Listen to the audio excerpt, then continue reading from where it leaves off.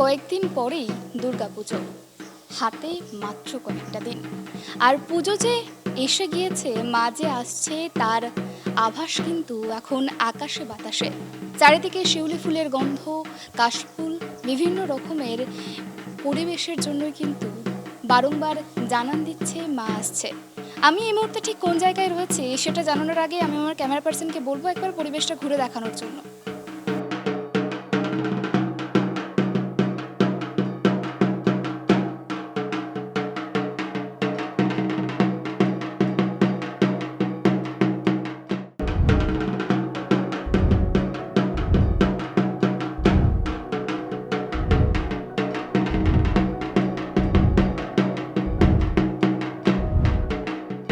হিন্দু মুসলিম সমন্বয়ে দীর্ঘদিন ধরে হয়ে আসছে রায়গঞ্জের মেহেন্দি গ্রামের দুর্গাপুজো।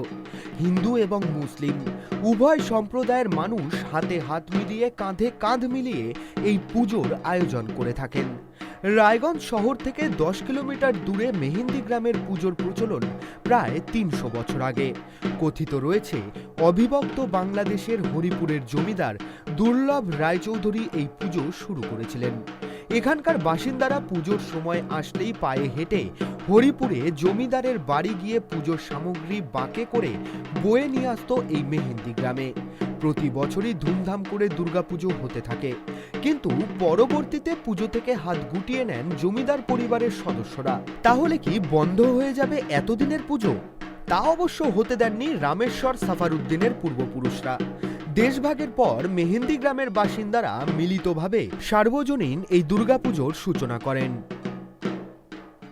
এই মন্দিরের নানান ইতিহাস রয়েছে, কিন্তু এই ইতিহাস ঠিক কবে থেকে শুরু হয়েছে এবং কি রয়েছে আমরা একটু জেনে নেব এই মন্দিরের এখন যিনি পুজোর দায়িত্বে রয়েছেন তার থেকে।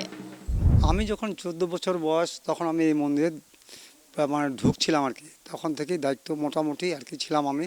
এখন তো সব মারা গেছে, তখন বর্তমানে আমি আছি আর 2-3 জন আছে আর কি। এই পুজো আমাদের হরিপুর জমিদার করতো। আমাদের মেহেন্দিগ্রাম থেকে ওই বাঙ্কা মানে ঘাড়ের মধ্যে বাস নিয়ে 2 দিকে ঝোলা নিয়ে এখান থেকে যাইতো 4-5 জন।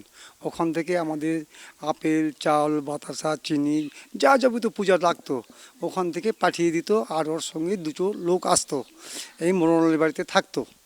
মোড়লের বাড়িতে এখানে 5 দিন ধরে পূজা টুজো করে তারপরে আবার উনি চলে যেত। এখন তো বাংলাদেশে আমাদের তারের কাটা হয়েছে, এখন তো আমাদের ওই হরিপুর জমিদার পূজা করতেছে না। এখন আমরা গ্রামবাসী সর্বজনীনভাবে এই দুর্গাপূজা আমরা করতেছি। হ্যাঁ, আমাদের এখানে হিন্দু মুসলিম সবাই ওরাও ভোগ বাতাসা দেয়, ওরা চাঁদা দেয়। মোটামুটি আমরা সবাই হিন্দু মুসলমান একসঙ্গে এখানে থাকি, কোনো আমাদের ক্যাচাল নাই। এই মুসলমানের বাড়ি আছে 70-72টা বাড়ি। প্রত্যেকটা বাড়িতে এখানে আমাদের দশমীর দিন পুজো হয়। প্রত্যেকটা বাড়িতে আত্মীয় স্বজন ভর্তি থাকে। এই পুজোর আয়োজনে কোথাও বিভেদের লেশ মাত্র নেই। চাঁদা তোলা থেকে শুরু করে পুজোর আয়োজন, 5টা দিন সরাসরি পুজোয় অংশ নেন মুসলিম সম্প্রদায়ের মানুষজন। এই দুর্গা উৎসবকে কেন্দ্র করে এলাকার মুসলিম বাসিন্দাদের বাড়িতে দূর দূরান্ত থেকে আত্মীয় পরিজনেরাও আসেন। দশমীর দিন পুরো মেহেন্দি গ্রাম যেন সম্প্রীতির মেলবন্ধন হয়ে ওঠে। মুসলিম সম্প্রদায়ের পরিবারগুলি পুজোর কয়েকদিন যাবতীয় রীতি মেনে দেবীর কাছে অর্ঘ্য নিবেদন করেন, এমনকি তারা সেই সময় নিরামিষ খেয়ে থাকেন। হ্যাঁ, আমার দাদুরা বাজাতো, আমার বাবা বাজাতো, আমি বাজাইছি, বর্দা বাজাইছে। হ্যাঁ, বংশ পরম্পরা। হ্যাঁ হ্যাঁ, বাজাইতে হবে। আমাদের এই বংশের মধ্যে একজন বাজাইতে হবে। সবাই মানে ওই যে নিরামিষ খাই আমরা মানে পূজা করি সবাই মিলে। আমাদের বাড়ি মোটামুটি 2-4 দিন 5 দিন মানে আগের থেকেই নিরামিষ থেকে পূজা পর্যন্ত নিরামিষ। হ্যাঁ হ্যাঁ হ্যাঁ হ্যাঁ, সেই বিশাল মেলা হয়। মেলার পরে তারপরে মেলার পরে দশমী হলো। দশমী হওয়ার পরে তারপরে দিন মাছ মাংস আমরা বাড়িতে ঢুকাই, তার আগে না। খুব আনন্দ উপভোগ করি আমরা, খুবই, যা বলে বোঝা যায় না আর কি। যেমন আপনারা করেন তেমন আমরাও করি সবাই মিলে। এই পুজো কটা দিন আপনাদের বাড়িতে ঠিক কত আত্মীয় স্বজন আসে? পুরো বাড়িতে, পুরো গ্রামে আমাদের কারো বাড়ি যে বাদ থাকে কেউ না, সবার বাড়ি বাড়ি আত্মীয়। আমরা খুব ভালো। অষ্টমী নবমীর দিন খিচুড়ি হয়, এমন মেলায় আমরা সবাই সহযোগিতা, সবাই।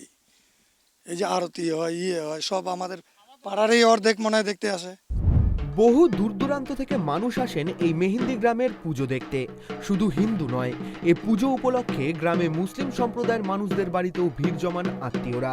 পুজোর কটা দিন যেমন সকলে মিলে অঞ্জলিতে অংশ নেন, তেমনি সন্ধ্যা আরতি থেকে প্রতিমা নিরঞ্জন, সবেতেই অংশ নেন উভয় সম্প্রদায়ের মানুষই।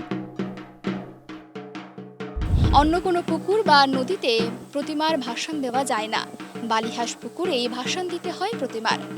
সেক্ষেত্রে গ্রামের স্থানীয়রা মনে করেন, যদি বালি হাঁস পুকুরে ভাসান না দেওয়া হয় সেক্ষেত্রে গ্রামের বড়সড় অমঙ্গল হয়, এমনটাই মানেন এখানকার স্থানীয়রা। ক্যামেরায় আনন্দ সরকারের সঙ্গে সুপর্ণা ঘোষের report, tribe TV Bangla, Raiganj.